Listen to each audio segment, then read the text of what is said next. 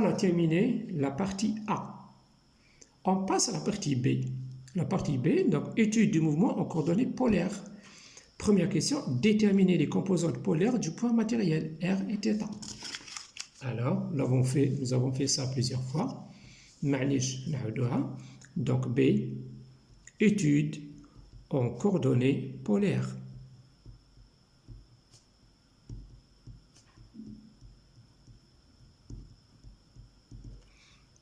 Alors, on nous demande premièrement de calculer ou de déterminer à quoi est égal R, à quoi est égal θ. Donc, je l'ai dit plusieurs fois, pour cela, on prend le tout petit dessin. Voilà. On a notre point M qui est ici. On a le X, c'est ça. Et le Y, c'est ici, ou bien c'est celui-là, c'est exactement la même chose. On cherche R et θ. نحوسو R ou θ. نحوسو R هذا ونحوسو θ. Alors, pour R, on a le théorème de Pythagore. On a X, Y et R. Donc, نظرية فيثاغورس. Donc, عندنا R au carré est égal à X au carré plus Y au carré, c'est-à-dire R est égal à racine de X au carré plus Y au carré. Je n'ai qu'à remplacer. R est égal à racine de X. X c'est T par cosinus carré, c'est-à-dire T au carré par cosinus carré de T, plus Y au carré, c'est T au carré par sinus carré de T. On fait sortir T au carré en facteur, نخرج T مربع عامل مشترك par cosinus مربع de T زائد sinus مربع de T. هذا bien sûr c'est égal à 1. Donc تبقى لنا racine T مربع, c'est-à-dire T. Donc tout simplement R est égal à T. On retrouve θ. Pour déterminer θ, نستعمل sinus, cosinus, أي شيء اللي حبيتو, tangente, نستعملو cosinus يا سيدي اللي حبيتو. cosinus θ هو المجاور على الوتر, le côté adjacent sur l'hypoténuse, c'est-à-dire X sur R. X est égal à quoi? X c'est une donnée. X est égal à T cosinus dt اللي عطاوه لنا. دوك نعوض هنايا T cosinus 2T على R اللي صبناه درك. شحال صبناه؟ T. تعطيني cosinus 2T. alors عندنا cosinus θ يساوي cosinus 2T, c'est-à-dire θ est égal à 2T. Voilà. On a déterminé, on a répondu à la première question, déterminer R et θ. Voilà. La suite. Alors, pour la suite,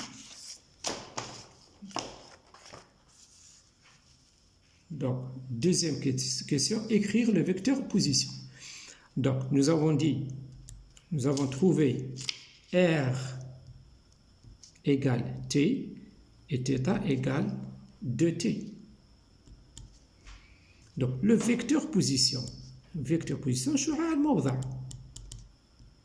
شو الموضع en coordonnées polaires s'écrit tout simplement OM égale RUR. Sans rien ajouter, mais c'est doué. R est égal à combien? T. Donc je vais écrire CT par UR. Voilà. راني كتبت شعاع موضع en coordonnées polaires. J'ai écrit le vecteur position en coordonnées polaires. C'est tout. هذا ما كان. La question 3. Déterminer les composants du vecteur vitesse ainsi que son module.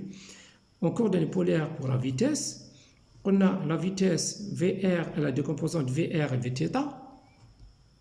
VR c'est égal à R point, c'est-à-dire dr par dt. Vθ c'est égal à Rθ point, c'est-à-dire R multiplié par dθ par dt. عند الاختيار اكتبها كلها كما حبيت. Vous avez le choix, écrivez en R point ou bien dr par dt. C'est exactement la même chose. Alors, R point, la dérivée de R, c'est 1. Ensuite, R, dθ par dt. R, c'est égal à T. Multiplié par dθ par dt, la dérivée de θ par rapport à T, c'est 2. C'est-à-dire 2T. Pour le module, V, c'est égal à la racine de VR au carré plus Vθ au carré. C'est-à-dire, ce sera égal racine 1 au carré c'est 1 plus 4t au carré.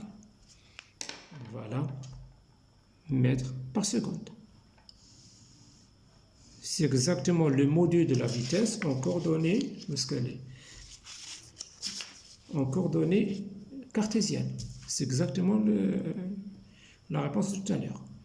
Pour l'accélération, la même chose. On doit trouver le résultat de tout à l'heure. On doit trouver 4 par racine au carré plus 1. Alors, donc, quatrièmement, déterminer les composants de l'accélération. Attendez, je vais ranger. Donc, l'accélération A, la même chose. Voilà. On a AR qui est égal à R 2 points moins R θ point au carré.